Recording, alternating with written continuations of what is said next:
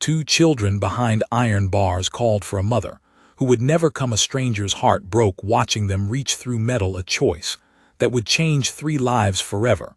But some cages are harder to escape than others, and some strangers carry darker secrets than Mama, the voice cracked through the morning air like a prayer nobody wanted to hear.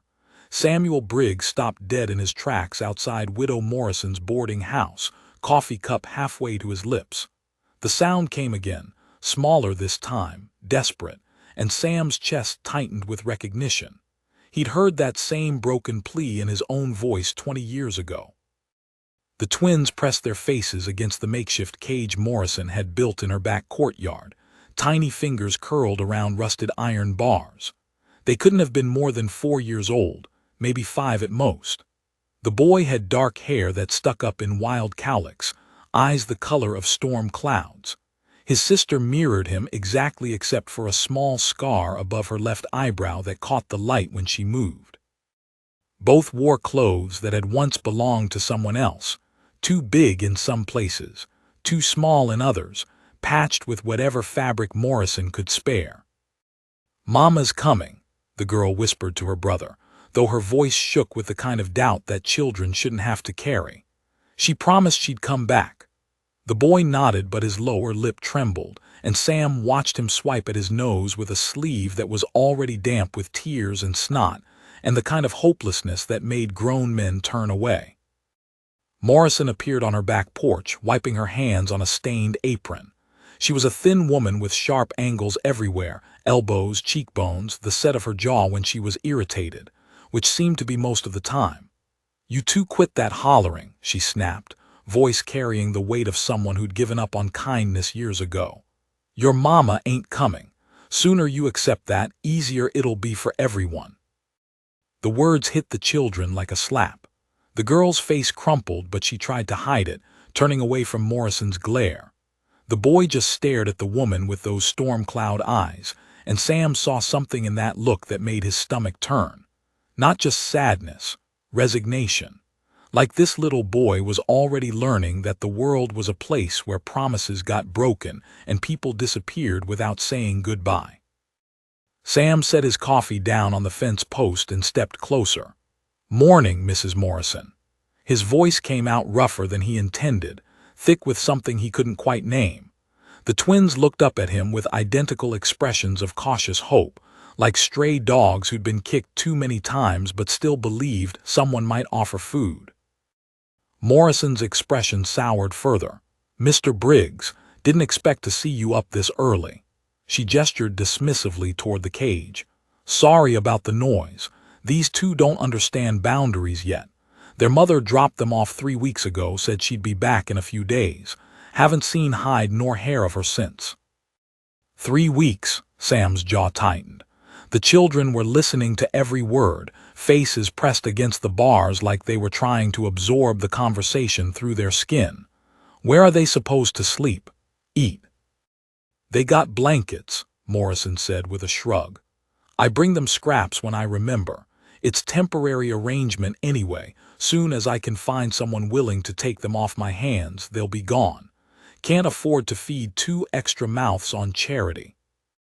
The casual cruelty in her voice made Sam's hands clench into fists. He looked back at the twins and felt something crack open in his chest. The boy had wrapped his arms around his sister, and she was whispering something in his ear that made him nod solemnly. They were protecting each other in the only way they knew how, and it was breaking Sam's heart into pieces he didn't know how to put back together.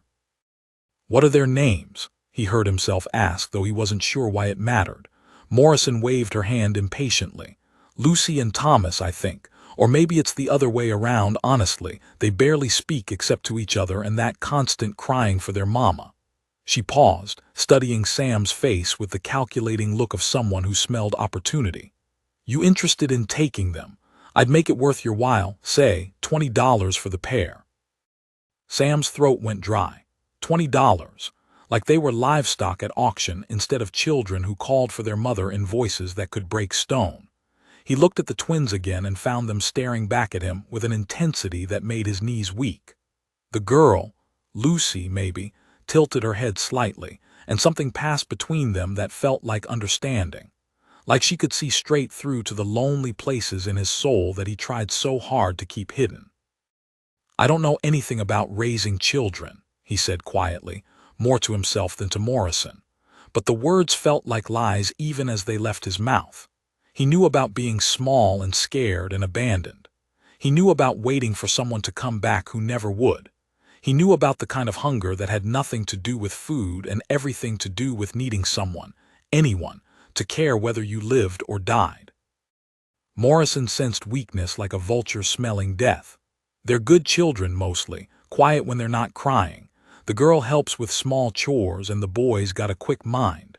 Someone with patience could make something of them. She paused, letting the words sink in. "Course, if you're not interested, I heard tell the state's sending someone around next week to collect unwanted children. Ship them off to one of those institutions back east." The blood in Sam's veins turned to ice water. He'd heard stories about those places, rows of beds, children who learned to stop crying because nobody came when they did, futures that stretched ahead like empty rooms with all the windows boarded shut. The thought of these two small faces disappearing into that darkness made him feel sick. $15, he said before his brain could catch up with his mouth. Morrison's eyebrows shot up, and the twins pressed themselves against the bars so hard Sam was afraid they'd push right through. 15, and I'll take them today. 20 was my price, Morrison said, but her tone had shifted to the satisfied purr of someone who knew she'd already won. These are quality children, Mr. Briggs. Well-behaved, house-trained, not sickly like some you see. Sam wanted to tell her exactly what he thought of anyone who talked about children like they were horses for sale, but the twins were watching him with expressions so hopeful it hurt to look at them directly. The boy, Thomas, had stopped crying and was gripping the bars with white knuckles. Lucy was whispering something under her breath that sounded like a prayer. "Fine," Sam said through gritted teeth. $20, but I take them right now." Morrison smiled for the first time since he'd known her, and it was the kind of smile that belonged on a snake. "Pleasure doing business with you, Mr. Briggs. I'll get their few belongings." She disappeared into the house, leaving Sam alone with the twins. They stared at each other through the bars, and Sam felt the weight of what he'd just done settling on his shoulders like a lead blanket. He just bought 2 children, actually purchased them like they were property, and the worst part was that it felt like the most right thing he'd done in years. "Are you really going to take us away from here?" Lucy's voice was barely above a whisper, but it carried the weight of every wish she'd ever made. Thomas nodded eagerly beside her, eyes bright with the kind of desperate hope that could either save a person or destroy them completely. Sam knelt down so he was eye level with them through the bars. "Yeah," he said softly, "I'm going to take you home." The words felt strange in his mouth, home, like he had one to offer instead of just a lonely cabin and too many empty rooms. But looking at their faces, seeing the way they lit up like he'd just promised them the moon and stars, Sam realized that maybe home wasn't a place at all. Maybe it was just people who chose to stay. Morrison returned with a small bundle wrapped in brown paper. "Everything they own," she said, pressing it into Sam's hands along with a rusty key. "Such as it is." The key turned easily in the makeshift lock, and the cage door swung open with a squeal that sounded like freedom. The twins didn't move at first, like they couldn't quite believe it was real. Then Lucy took a tentative step forward, and Thomas followed close behind, and suddenly they were outside the bars that had held them for 3 weeks.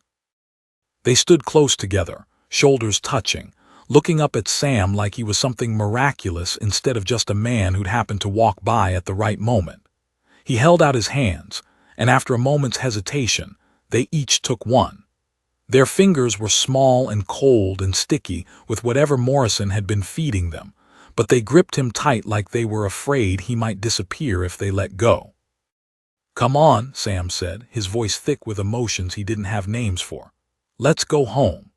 As they walked away from Morrison's boarding house, the twins kept looking back over their shoulders like they expected to be dragged back to the cage at any moment. But with each step that took them further away, their grip on Sam's hands loosened slightly, and their steps became more confident. By the time they reached the edge of town, they were almost skipping. Sam's cabin sat at the end of a winding dirt road, surrounded by pine trees and the kind of silence that could either drive a man crazy or save his soul, depending on his mood. He'd built it himself 5 years ago when he'd first come to Pine Ridge, looking for a place where his past couldn't follow him. It was small but solid, with a stone fireplace that threw good heat and windows that let in the morning light. It had been enough for one man trying to forget the world existed. Now, looking at it through the eyes of two children who'd spent 3 weeks in a cage, it looked like paradise. The twins stood frozen in the doorway of Sam's cabin like they were afraid to cross the threshold into something that might be taken away. Lucy clutched her brother's hand so tight her knuckles went white, while Thomas pressed himself against her side and stared at the wooden floors like he'd never seen anything so fine. Sam watched them hover there, two small figures silhouetted against the afternoon light, and felt his chest tighten with the realization that they were waiting for permission to enter what he just called their home. "Go on," he said gently, stepping aside to give them room. "It's yours now, too." Lucy took the first tentative step across the threshold, her worn shoes making the softest whisper against the floorboards. Thomas followed immediately after, and Sam saw the exact moment when they both realized they were truly inside.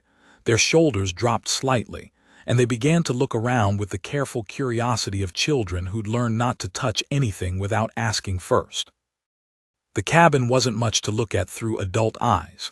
One main room with the kitchen tucked into the corner, a table Sam had built himself that wobbled slightly when you leaned on it, 2 chairs that didn't match, and shelves lined with books he'd collected over the years.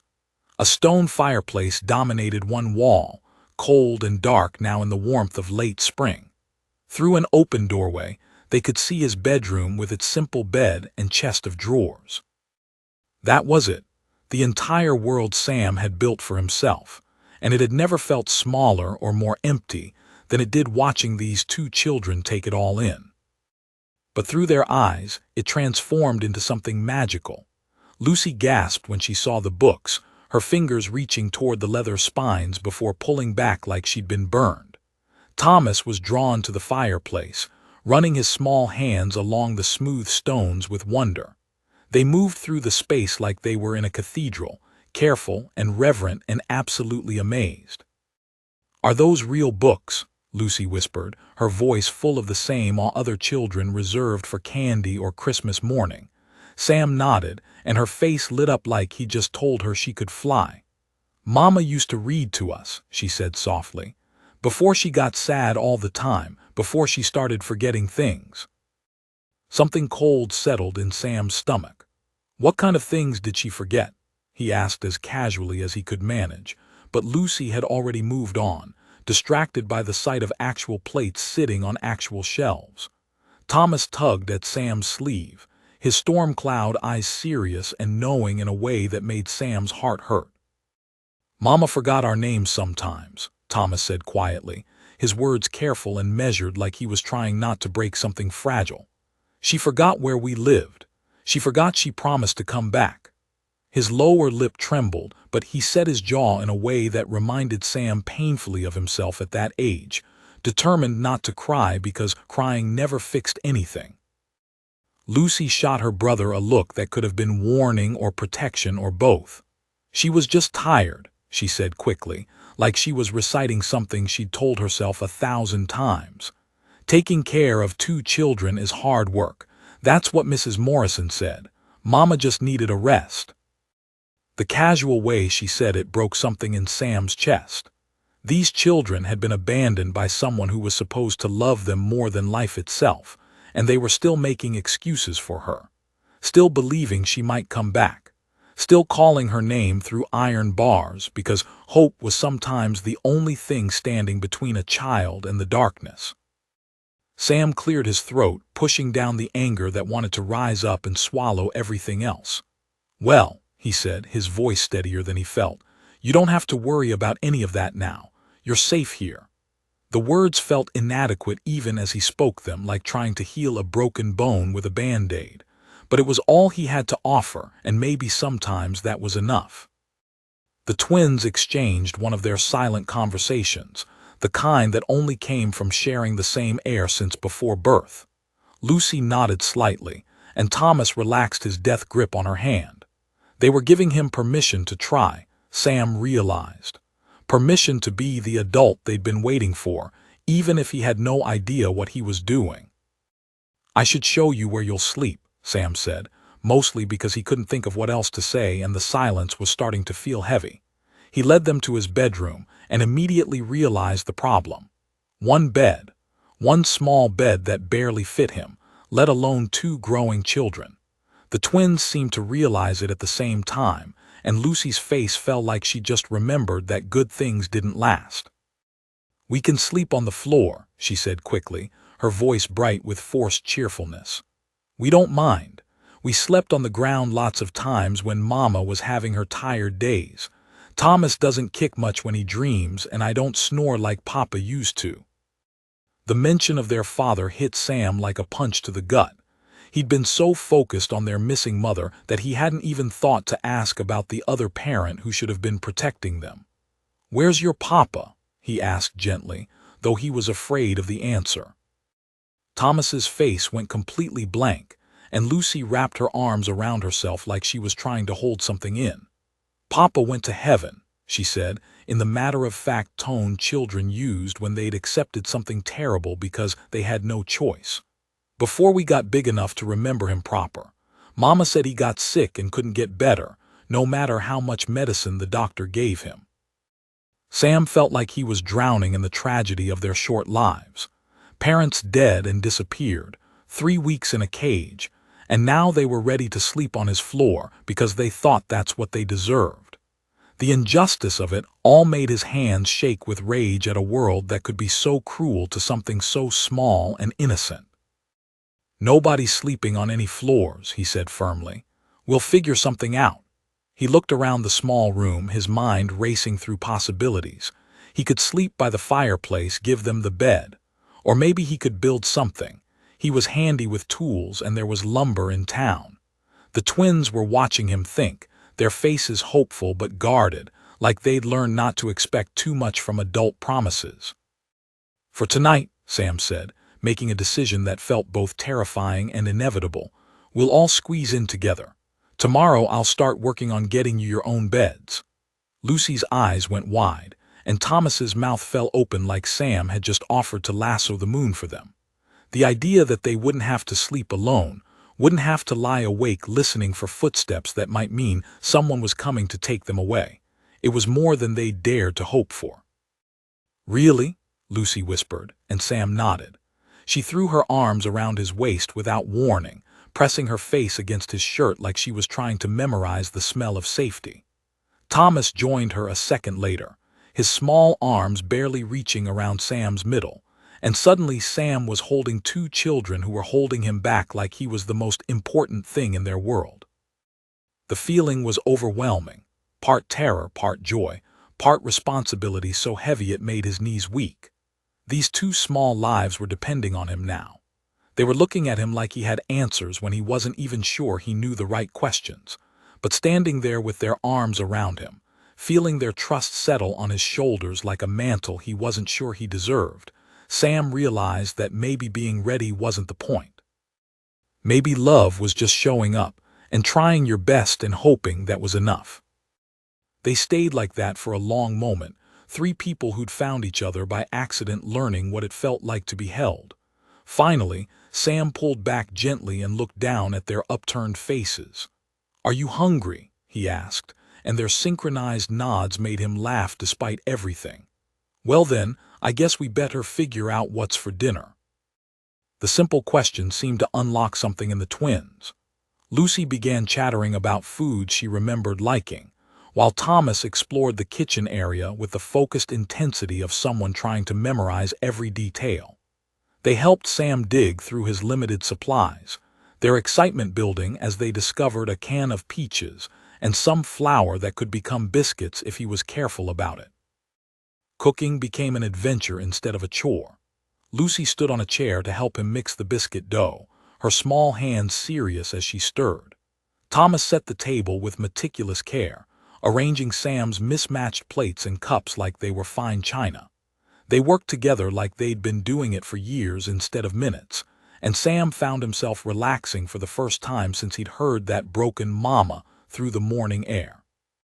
But as they sat down to eat their humble dinner of biscuits and peaches and coffee that Sam watered down for the children, Lucy's face suddenly crumpled. The fork fell from her hand, clattering against the plate, and tears began streaming down her cheeks with the helpless intensity of a summer storm. "What if Mama comes back and we're not there?" she sobbed, the words tumbling out between gasps for air. "What if she comes back and Mrs. Morrison tells her we're gone and she thinks we didn't wait for her like we promised?" Thomas immediately reached for his sister's hand, his own eyes filling with tears he was trying desperately not to shed. Sam felt his heart crack right down the middle as he watched these two children wrestle with loyalty to someone who'd abandoned them and hope for a future that didn't include the person they loved most in the world. He knelt beside Lucy's chair and gently touched her shoulder. "Hey," he said softly, waiting until she looked at him through her tears.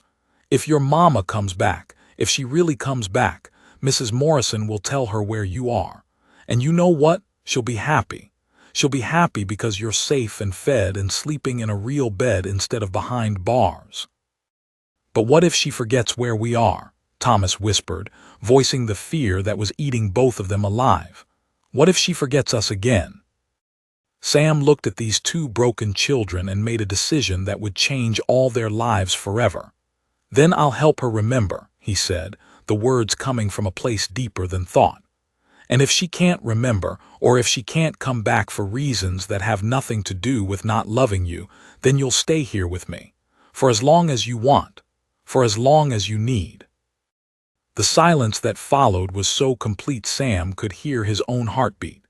The twins stared at him with identical expressions of wonder and disbelief, like he'd just promised them something impossible. Maybe he had. Maybe love always felt impossible until someone was brave enough to offer it anyway. "You mean it," Lucy whispered, her voice small but steadier now. "Even if we're trouble, even if we make mistakes or cry too much or can't do things right." "Especially then," Sam said, and meant it with every fiber of his being. He looked at Thomas, whose storm-cloud eyes were bright with unshed tears and something that might have been hope. "Both of you, no matter what." Thomas launched himself out of his chair and into Sam's arms so hard they both nearly toppled over. Lucy followed a heartbeat later, and suddenly Sam was being hugged by two children who were crying and laughing at the same time, their small bodies shaking with emotions too big for words. He held them tight and tried not to think about all the ways he could fail them, focusing instead on this moment when everything felt possible and love felt like the most natural thing in the world. 3 days passed like a dream Sam was afraid to wake up from. The twins fit into his quiet life with an ease that felt both miraculous and terrifying, like they'd been waiting their whole short lives for this particular home, this particular man who didn't know the first thing about raising children, but was learning with every passing hour. Lucy had claimed the bookshelf as her personal treasure, running her fingers along the spines with reverent care before finally working up the courage to ask if she could try reading one. Thomas had appointed himself Sam's shadow, following him through morning chores with endless questions and a serious expression that made Sam's chest tight with affection. They were learning each other's rhythms. Sam discovered that Lucy hummed when she was content, soft melodies that seemed to come from somewhere deep in her memory. Thomas, he learned, was left-handed like Sam had been before his own father had smacked it out of him, and watching the boy write his name with careful, deliberate strokes made Sam's eyes burn with emotions he couldn't name. The twins shared everything: food, stories, dreams whispered in the dark, with the automatic generosity of people who'd never had enough of anything to be selfish about. But on the 4th morning, everything changed.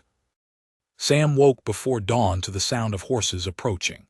Not the lazy clop of neighbors or the purposeful stride of someone with business in town, but something else. Multiple riders moving with the kind of careful quiet that meant they didn't want to be heard. He slipped from the bed where all three of them had been sleeping, trying not to wake the children who were curled together like puppies in the warmth he'd left behind. Through the window, Sam could see three men dismounting near his fence line. Even in the pre-dawn darkness, he recognized the lead rider's silhouette immediately, and his blood turned to ice water in his veins. Marshal Wade Hartley, the territorial marshal who'd been tracking Sam across 3 states for the better part of 2 years.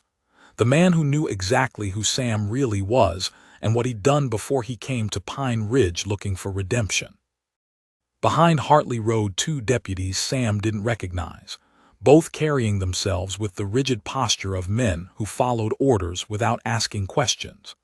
They tied their horses to Sam's fence like they owned the place, and Hartley's voice carried clearly through the still morning air as he spoke to his men.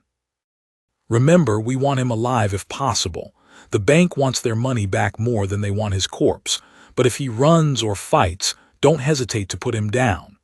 One of the deputies nodded and checked his weapon with practiced efficiency. "What about the children?" he asked, and Sam's heart stopped beating entirely. "What children?" Hartley's voice was sharp with surprise, and Sam realized with sick relief that they hadn't known about Lucy and Thomas. Whatever had brought the marshal to his door, it wasn't connected to the twins. Yet. "Saw 2 little ones through the window," the deputy continued. "Sleeping in the bed with our man. Looked like maybe twins, both dark-headed." There was a pause, and Sam could practically hear Hartley's mind working through the implications. "Changes things," the marshal said finally. "Can't have children getting hurt in the crossfire. We'll have to be careful about this." Sam's hands shook as he reached for his gun belt hanging on the bedpost. Behind him, Lucy stirred and made a soft sound of confusion. He turned to find both twins sitting up in bed, their hair mussed from sleep, Thomas rubbing his eyes while Lucy looked around with the sharp awareness of someone who'd learned early to wake up ready for danger. "Sam," Lucy whispered, her voice small in the darkness. "What's wrong?" Her eyes found the gun in his hands and her face went pale with recognition. She'd seen men with guns before, Sam realized. She knew what they meant, and the knowledge was written across her features like a scar. Thomas was fully awake now, his storm cloud eyes moving between Sam and the window where the sound of approaching footsteps was getting louder. "Are the bad men here?" he asked with the matter-of-fact tone of someone who'd always known that bad men existed and eventually found everyone. Sam's throat closed up entirely. These children trusted him, depended on him, had finally started to believe they were safe. And now his past was about to destroy their future along with his own. He'd been selfish to think he could escape what he'd done, selfish to believe he deserved the kind of happiness that came from being needed by 2 small souls who called him by name like it was a prayer. "Listen to me," Sam said urgently, kneeling beside the bed and gripping their small hands in his shaking ones. "There are men outside who want to hurt me. Not you, never you but me. And I need you both to be very brave and very quiet while I figure out what to do." Lucy's chin trembled, but she said it in the stubborn line that reminded Sam of himself at her age. "We won't let them hurt you," she said fiercely, and Thomas nodded beside her with an expression that would have been comical on any other child, but looked deadly serious on his small face. "You can't fight men with guns," Sam said gently, his heart breaking at their loyalty. "But you can help me by staying safe. Can you do that?" They both nodded, though Lucy's eyes were bright with unshed tears, and Thomas was gripping his sister's hand so tight his knuckles had gone white. A voice boomed from outside, echoing off the canyon walls with the authority of someone accustomed to being obeyed. "Samuel Briggs, we know you're in there. Come out with your hands where we can see them." Sam closed his eyes for a moment, trying to think past the fear that was making his thoughts scatter like leaves in a windstorm. "Samuel Briggs," Lucy repeated softly, confusion replacing fear in her voice. "But your name is Sam Daniels, you told us."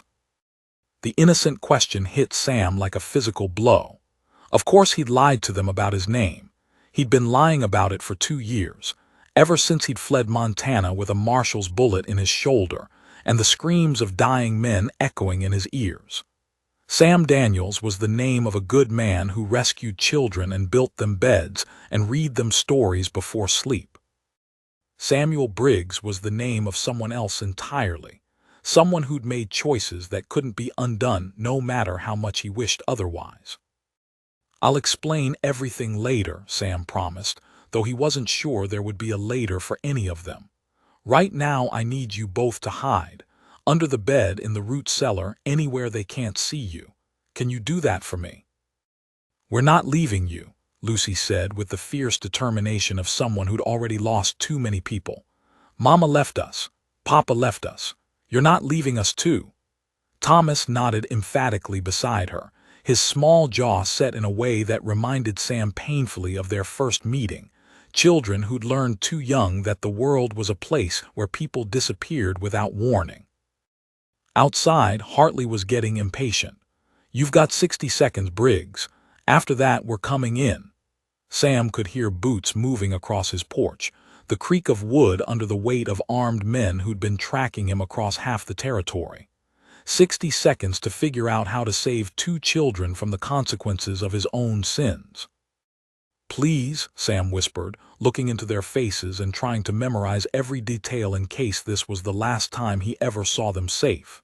"Please hide. If something happens to me, if those men take me away, you find Sheriff Coleman in town. Tell him Sam Daniels, tell him Sam asked him to take care of you. He's a good man. He'll help you." Lucy's face crumpled, but she nodded through her tears.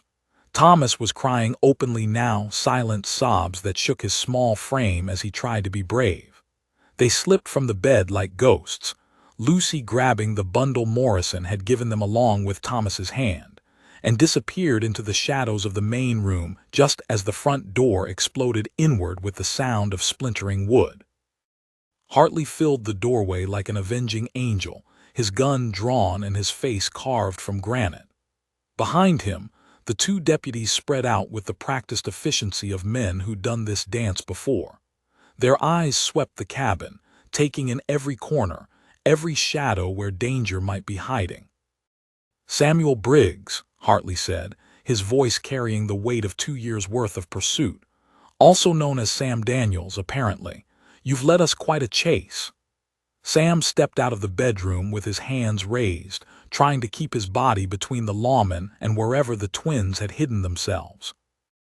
"Marshal," Sam said quietly, his voice steadier than he felt. "Been a while." Hartley's smile was sharp as a blade and twice as cold. "Not nearly long enough for the families of the men you killed in Butte, or for the bank you robbed, or for the law you've been running from." The words hung in the air like smoke from a funeral pyre. Sam had known this day would come, had known it every morning when he woke up and every night when he lay down to sleep. You couldn't outrun the past forever, no matter how far you rode or how deeply you buried yourself in a new life. The man he'd been would always catch up with the man he was trying to become. "I never meant for anyone to die," Sam said, the old defense rising automatically to his lips. It had been true then and it was true now, but truth had never been much comfort to the dead or their grieving families. Hartley's expression didn't change. "Intent doesn't resurrect corpses, Briggs, and it sure doesn't give back the money you stole." One of the deputies was moving closer to the main room, his eyes scanning the shadows where Sam prayed the twins were hidden well enough to escape notice. "You alone in here?" the deputy asked, his hand resting on his gun butt. "Thought we saw children through the window." Sam's heart hammered against his ribs like a trapped bird. "You saw wrong," he said quickly. "Been living alone for 2 years. Ask anyone in town." But even as he spoke, he could see doubt creeping into the deputy's eyes. The bed behind him was clearly too disturbed for one person, and children had a way of leaving traces that sharp eyes could spot. "Search the place," Hartley ordered, and Sam's world tilted sideways. "Carefully. If there are children here, I want to know who they are and where they came from." The deputies moved with practiced efficiency, one heading for the bedroom while the other began methodically checking every corner, every shadow, every possible hiding place in the main room. Sam watched helplessly as they drew closer to wherever Lucy and Thomas had concealed themselves. His mind raced through possibilities, creating a distraction, making a break for the door, anything to draw attention away from two children who didn't deserve to be caught in the crossfire of his mistakes. But before he could act, a small voice cut through the tension like a knife through silk. "Don't hurt him." Lucy stepped out from behind the wood pile where she and Thomas had been hidden, her chin raised in defiance despite the tears streaming down her face. "Please don't hurt Sam. He saved us. He's good." Thomas appeared beside her a moment later, his storm cloud eyes fixed on Hartley with an intensity that seemed far too old for his young face. "He gave us food," Thomas said quietly, "and books, and he said we could stay forever if we wanted to." The silence that followed was deafening. Hartley's eyes moved between the children and Sam with the calculating expression of someone reassessing everything he thought he knew. The deputies had frozen in place, hands still on their weapons but uncertainty written across their features. "Well," Hartley said slowly, his voice carrying new weight, "this does complicate things." The air in the cabin felt thick enough to cut with a knife. Hartley studied the twins with the sharp attention of a man trying to solve a puzzle that had just gotten infinitely more complicated. Lucy and Thomas stood frozen between the woodpile and the lawman, their small hands clasped together so tightly their knuckles had gone white. Sam could see the fear in their eyes, but underneath it was something else, a fierce protectiveness that made his chest ache with pride and terror in equal measure. "Children," Hartley said finally, his voice gentler than Sam had ever heard it. "What are your names?" Lucy lifted her chin higher, and Sam recognized the stubborn set of her jaw that meant she was about to do something brave and possibly stupid. "Lucy Cooper," she said clearly, "and this is my brother Thomas. Sam didn't steal us if that's what you're thinking. He saved us from Mrs. Morrison's cage." One of the deputies raised an eyebrow. "Cage?" he asked, glancing at his partner with an expression that suggested this conversation had just taken an unexpected turn. Thomas nodded solemnly, his voice small but steady as he spoke. "She kept us locked up like animals, said we were too much trouble to let run free. Sam paid $20 to get us out." The words hit the room like stones thrown into still water, creating ripples of discomfort that reached every corner. Sam watched Hartley's face carefully, seeing the moment when the marshal's professional detachment began to crack around the edges. The man was a father himself, Sam remembered suddenly, had seen a daguerreotype of Hartley's own daughter tucked inside his vest pocket during their first encounter 2 years ago. $20, Hartley repeated slowly, and there was something in his tone that made Sam's stomach clench with new worry. "You bought these children." The way he said it made it sound like the worst kind of crime, and Sam felt the careful story he'd been building in his mind begin to crumble. "It wasn't like that," Sam said quickly, but even to his own ears the explanation sounded weak. "She was going to send them to an institution. They were scared and hungry, and she had them locked up like prisoners. I couldn't just walk away." "So you purchased them," Hartley pressed, his marshal's instincts taking over despite the complicated emotions playing across his features. "Paid money to acquire custody of 2 children who weren't legally yours to buy." Lucy stepped forward, her small voice cutting through the tension like a blade. "He didn't buy us like things," she said fiercely. "He rescued us. There's a difference." The simple declaration carried more weight than any legal argument Sam could have made. Thomas nodded beside his sister, his storm cloud eyes fixed on Hartley with unwavering intensity. "Mrs. Morrison was mean to us," he added quietly. "Sam is kind. He reads us stories and makes us food and doesn't lock us up when we cry." Sam saw something shift in Hartley's expression, a crack in the professional mask that revealed the man underneath. The marshal looked at these 2 small defenders and seemed to see his own daughter in their fierce loyalty. their desperate need to protect someone who had shown them kindness in a world that had shown them precious little. "Where are your parents?" Hartley asked gently, crouching down to bring himself closer to the children's eye level.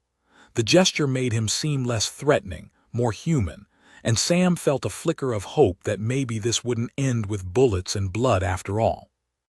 Lucy's lower lip trembled, but her voice remained steady. "Papa died before we were old enough to remember him proper. Mama brought us to Mrs. Morrison 3 weeks ago and said she'd be back in a few days, but she never came." The words were delivered with the matter-of-fact tone children used when they'd accepted something terrible because they had no choice. "She forgot things sometimes," Thomas added softly. "Important things, like our names and where we lived and that she promised to come back." The casual way he said it made Sam's hands clench into fists, and he saw similar anger flash across Hartley's features. One of the deputies cleared his throat uncomfortably. "Marshal," he said quietly, "maybe we should focus on why we came here. The bank robbery, the wanted posters."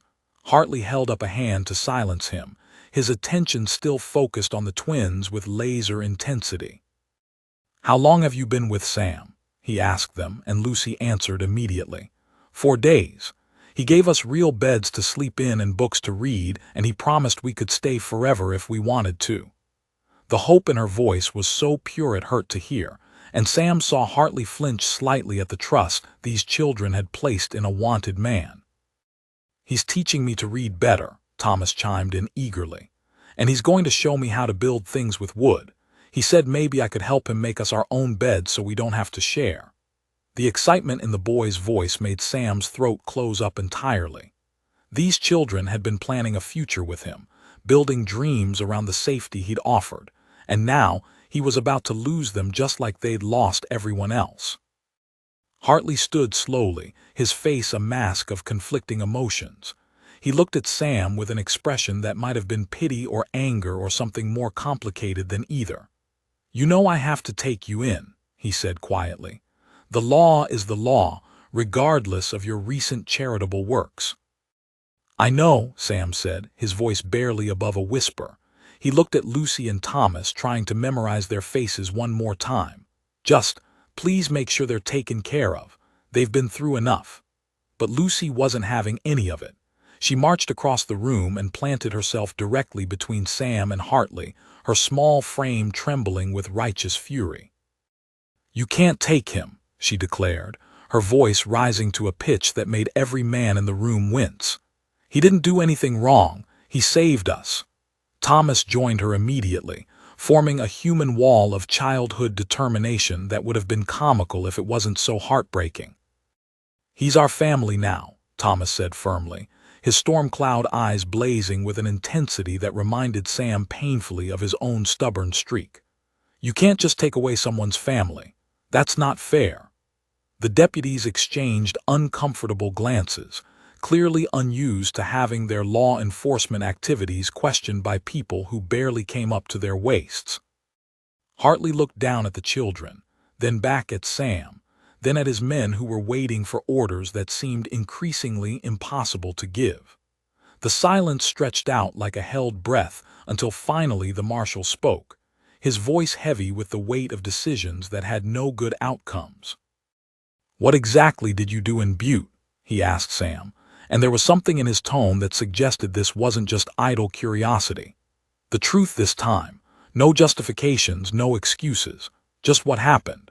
Sam felt the familiar weight of his past settling on his shoulders like a lead blanket. He glanced at the twins, who were watching him with identical expressions of trust and worry, and made a decision that felt both terrifying and inevitable. "There was a bank," he said quietly, "but it wasn't supposed to be a robbery. I was trying to get money to pay for my wife's medicine. She was dying of consumption, and the doctor in Helena said there was a new treatment, but it cost more than I made in 2 years. The words felt rusty in his mouth, like pieces of a story he'd tried to bury so deep they'd never see daylight again. The bank president laughed when I asked for a loan, said a ranch hand with no collateral wasn't worth the paper the forms were printed on. So Sam's voice broke slightly. I went back that night. Was just going to take what I needed for Mary's medicine, leave an IOU, pay it back when I could. Hartley's expression was unreadable. But it went wrong. Sam nodded, his throat tight with memories he'd spent 2 years trying to forget. Night watchman heard me, started shooting before I could explain. I shot back, didn't mean to kill him, just wanted him to stop firing. But he fell and hit his head and... Sam stopped, unable to continue. And then more men came, Hartley said, finishing the story with the flat efficiency of someone who'd read the reports. 3 more dead before you got away with $1,500. The number hung in the air like an accusation. $1,500. 4 men's lives.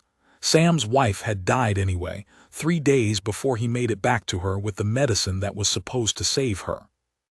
Lucy and Thomas were staring at him with wide eyes, processing this new information about the man they'd chosen to love. Sam waited for them to recoil, to realize that their rescuer was also a killer, but instead Lucy just moved closer and slipped her small hand into his. "Were you trying to save someone?" she asked quietly, and the simple question cut straight to the heart of everything. Sam nodded, not trusting his voice. "Then you're still good," Lucy said with the absolute certainty that only children possessed. "Good people do bad things sometimes when they're trying to save the people they love." Thomas nodded beside her, his storm cloud eyes serious but unchanged in their trust. "Mama did bad things too when she was forgetting," he said softly. "But we still loved her because we knew she was trying to be good." The acceptance in their voices made Sam's eyes burn with tears he couldn't shed. Hartley watched this exchange with growing fascination, like he was seeing something he'd never witnessed before. "The money," he said finally. "What happened to it?" Sam met his eyes directly. "Spent every penny on Mary's medicine and the doctor's bills. She died anyway, but at least I tried. Haven't touched $1 that wasn't earned honest since then." "And the men you killed?" One of the deputies pressed, his hand still resting on his gun.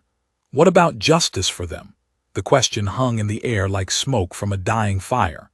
Sam looked at the twins holding onto him like he was their anchor in a storm, and felt the weight of 4 ghosts settling on his shoulders. "I think about them every day," he said quietly. "Wonder if they had families, children, people who loved them and missed them when they didn't come home. I can't bring them back. Can't undo what I did. All I can do is try to live the rest of my life in a way that honors their memory." "By raising stolen children?" the deputy asked sarcastically, and Sam felt Lucy's grip tighten on his hand. But before he could respond, Hartley's voice cut through the tension like a whip crack. "Enough," the marshal said sharply, his eyes blazing with sudden anger. "These children weren't stolen. They were abandoned and caged and rescued by someone who saw them suffering and chose to help." He looked at his deputies with an expression that made them both step back slightly. Any man who looks at these two and sees theft instead of salvation needs to examine his own conscience. The words hit the room like a physical blow. Sam stared at Hartley in shock, unable to believe what he was hearing. The marshal who'd been hunting him across 3 states was defending him, defending the choice to save Lucy and Thomas from Morrison's cage. But Hartley wasn't done. He turned back to Sam, his face a mask of conflicting emotions. "That doesn't change what you did in Butte," he said quietly. 4 men are still dead. Money was still taken. The law still demands justice." Sam nodded, understanding flooding through him like cold water. For a moment, he'd allowed himself to hope that Hartley's sympathy for the children might extend to mercy for him. But justice and mercy were different things entirely. "I know," Sam said softly, looking down at Lucy and Thomas who were clinging to him like he was their lifeline in a hurricane. "Just promise me they'll be safe. That's all I ask." But Lucy wasn't ready to give up. She looked up at Hartley with blazing eyes and spoke with the passionate intensity of someone fighting for everything that mattered. "If you take Sam away, what happens to us?" she demanded. "Do we go back to Mrs. Morrison's cage? Do we get sent to one of those places where children disappear and nobody remembers their names?" Her voice rose with each word until she was almost shouting. Sam is the only person who ever chose to keep us. You can't just take that away. Thomas stepped forward beside his sister, his small jaw set in the stubborn line that meant he'd made up his mind about something important. If you take Sam, you have to take us too, he said firmly. We're a family now. Families stay together. The declaration hit the room like a thunderclap. Even the deputies seemed taken aback by the fierce loyalty of these two small souls who were ready to follow a wanted man into whatever darkness awaited him. Hartley stared at the children for a long moment, something working behind his eyes that might have been calculation or compassion or both. Finally, he spoke, his voice careful and measured like a man walking across thin ice. There might be another way, he said slowly, and Sam felt his heart stop beating entirely. The words hung in the air like a lifeline thrown to a drowning man. Sam felt his heart restart with a painful thud against his ribs, hope and disbelief warring in his chest as he stared at Marshal Hartley. The lawman's face was carved from stone, but there was something in his eyes, a flicker of possibility that made Sam's knees weak with desperate relief. Another way? Sam asked, his voice barely above a whisper. Lucy and Thomas pressed closer to him, their small hands gripping his arms like they were afraid he might disappear if they let go. Around the room, the two deputies shifted uncomfortably, clearly uncertain about where their superiors' thoughts were leading. Hartley was quiet for a long moment, his gaze moving between Sam and the children with the calculating expression of a man weighing options that all carried heavy costs. When he finally spoke, his voice was careful and measured, like someone walking across ice that might crack at any moment. The families of the men who died in Butte, he said slowly. They don't want blood money or revenge trials. They want their breadwinners back, and since that's impossible, they want security for the futures their men can't provide anymore. He paused, letting the words settle. The bank wants their money back with interest. The territorial government wants to see justice served and the books closed on a case that's been open too long. Sam nodded, though he couldn't see where this was leading. Justice was justice, and he'd made peace with paying whatever price the law demanded. But the marshal wasn't finished, and his next words made Sam's world tilt sideways. What if justice looked different than a hanging? Hartley asked quietly. What if it looked like restitution? Like a man spending the rest of his life making amends for what he took? He gestured toward Lucy and Thomas, who were listening with the intense focus of children who understood that their entire future hung on whatever was being decided in this moment. I've been watching you for 3 days, Hartley continued, his voice gaining strength as he spoke. Watching how you are with these children, how they respond to you, how you've built something here that looks suspiciously like redemption. One of the deputies started to protest, but Hartley silenced him with a sharp look. What are you saying? Sam asked, afraid to hope, but unable to stop the emotion from creeping into his voice. Lucy squeezed his hand so tight her small fingers were going white, while Thomas stared at the marshal with storm-cloud eyes that seemed far too old for his young face. Hartley took a deep breath, like a man about to jump off a cliff. I'm saying that maybe justice looks like you working the rest of your life to pay back what you took, with interest and penalties that'll keep you poor until the day you die. Maybe it looks like you raising these children who need a father more than the territory needs another corpse swinging from a rope. The silence that followed was so complete Sam could hear his own heartbeat thundering in his ears. The possibility Hartley was offering seemed too good to be true, too much like mercy in a world that had shown precious little of it. But the marshal's face was serious, and there was something in his expression that suggested he'd been thinking about this longer than just the past few minutes. The conditions would be strict, Hartley continued, his voice taking on the official tone of someone laying out terms that couldn't be negotiated.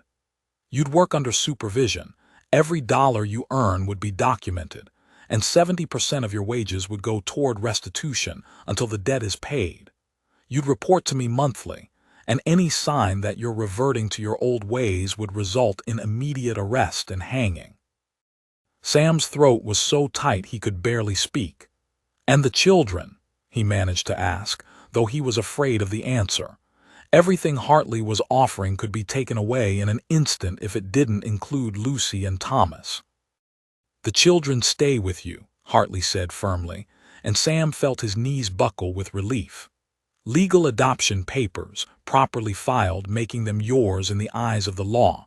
But if you fail them, if you abandon them or harm them or prove yourself unfit as a father, they'll be removed from your custody permanently."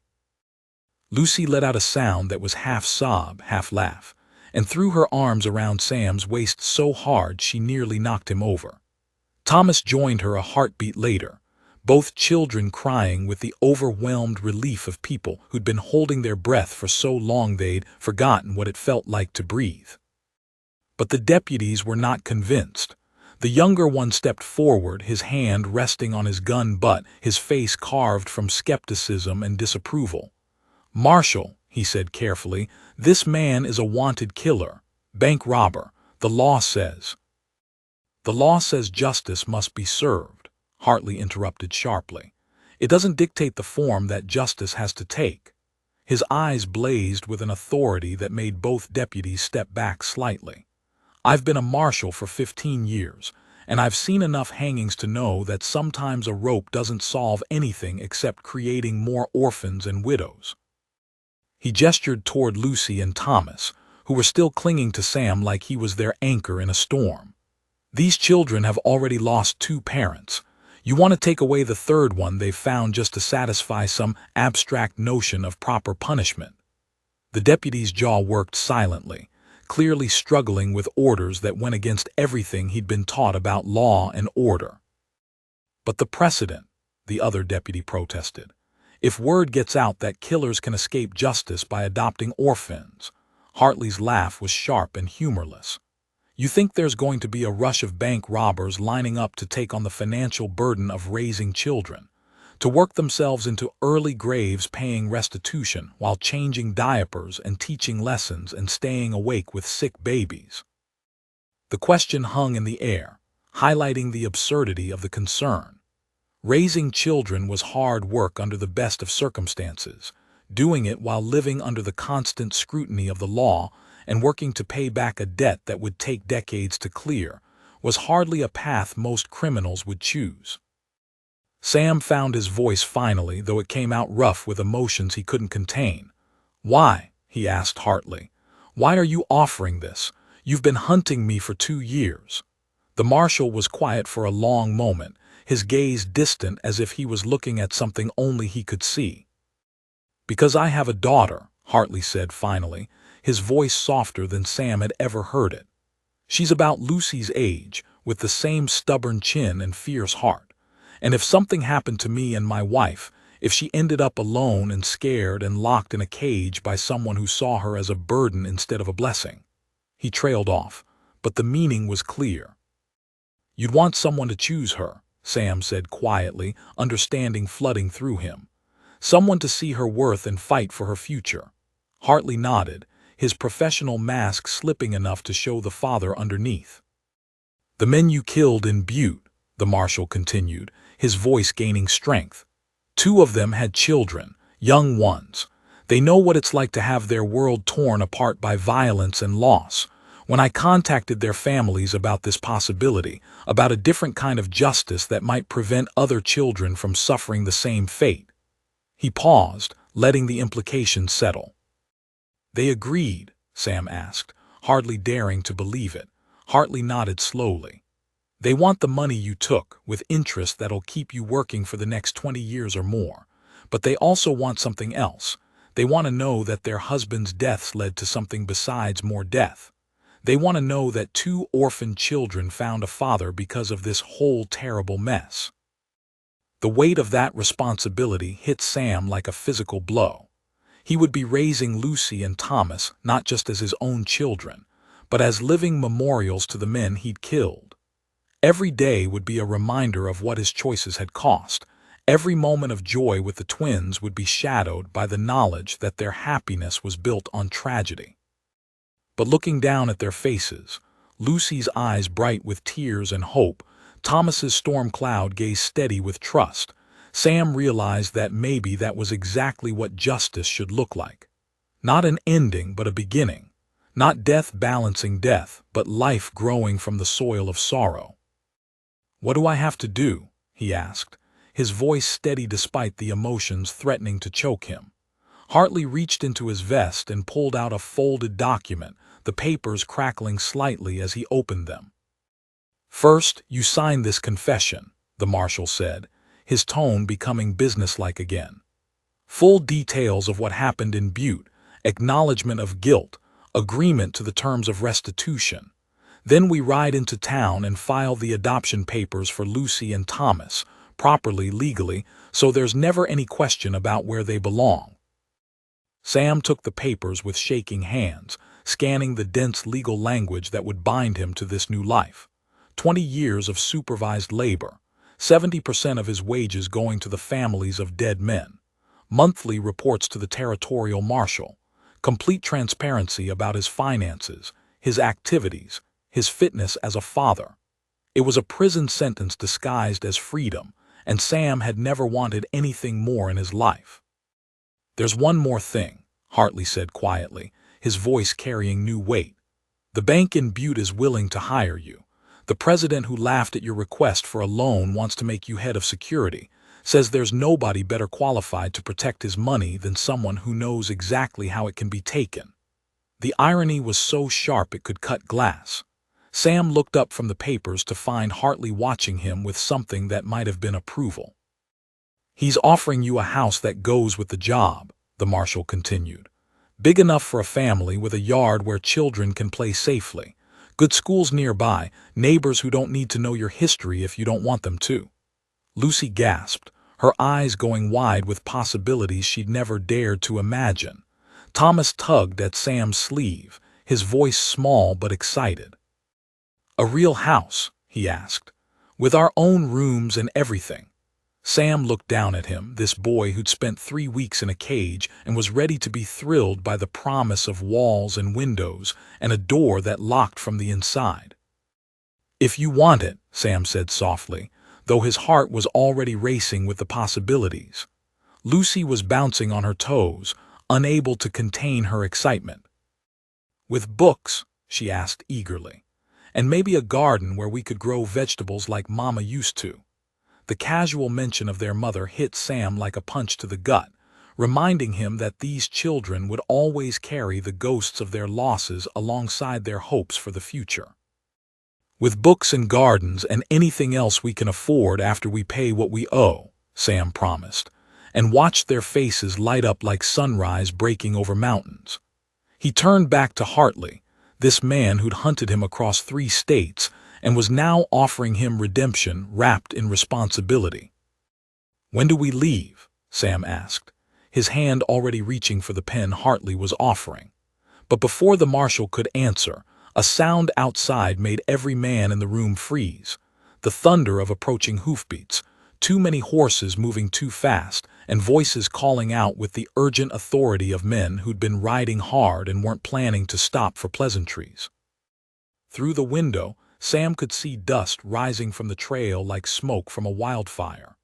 Hartley's face went grim as he recognized the sound, and his hand moved instinctively toward his gun. "Expecting company?" the marshal asked tersely, but Sam was already shaking his head, his stomach dropping toward his boots as he realized their carefully negotiated future might be about to crumble before it had even begun. The riders burst into the clearing like a storm. 6 men on lathered horses, faces grim with purpose. Sam recognized Sheriff Coleman immediately, his usually friendly face carved from worry. Behind him rode Deputy Marshal Kane, flanked by federal agents whose badges caught morning light like accusations. Lucy and Thomas pressed against Sam's sides, trembling with instinctive fear. Sam's hand moved protectively to their shoulders as possibilities raced through his mind, all ending with him in chains and the twins back in Morrison's cage. "Marshal Hartley," Coleman called out heavily, "didn't expect to find you here." Kane dismounted slowly, cold eyes sweeping the cabin. Telegraph from Helena, he said with satisfaction. Governor's office has new orders. Seems there's been developments. What developments? Hartley asked carefully. Kane smiled like a snake.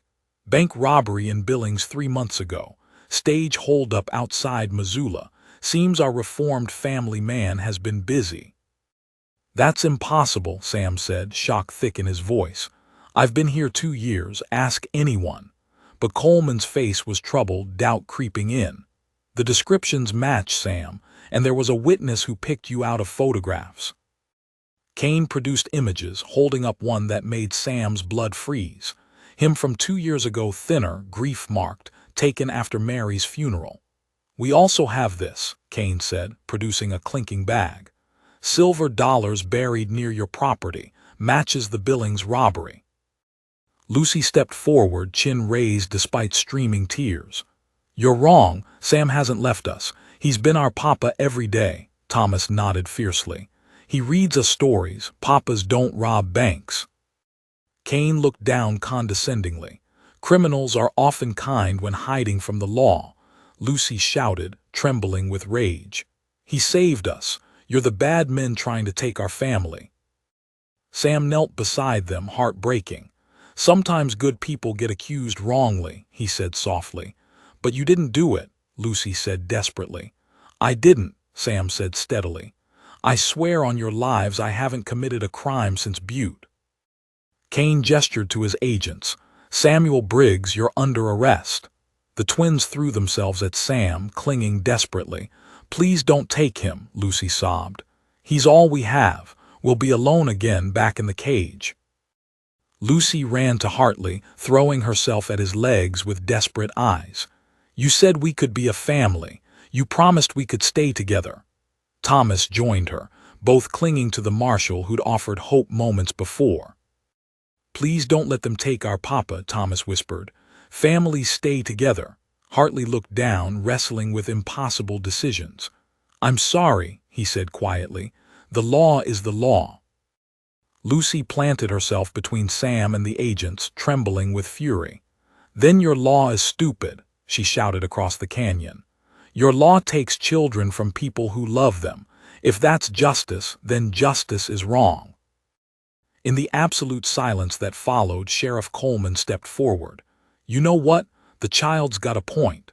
Kane's eyes narrowed, but Coleman's voice gained strength. I've known Sam 2 years. Evidence can be planted, photos manipulated. What are you suggesting? Hartley asked.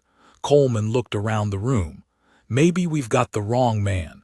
Maybe we should investigate who else had access to Samuel Briggs' photograph. Mrs. Morrison, Sam said suddenly.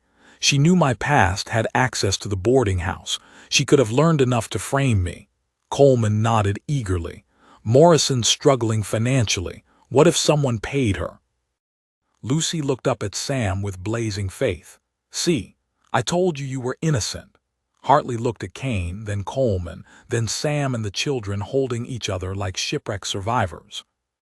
We investigate, he said firmly. Before any arrests, before separating families, we investigate everything. Until we have unquestionable proof, Samuel Briggs stays with his children. Kane's face purpled, but Hartley cut him off. 2 weeks. We investigate for 2 weeks. Sam pulled the twins into his arms, tears of relief streaming down his face. 2 weeks to prove love was stronger than evidence. 2 weeks, Lucy whispered, bright with hope. That's enough time, isn't it, Papa? Sam looked into her eyes, windows to a soul that chose to love him despite everything. Yeah, sweetheart, he whispered back. That's enough time.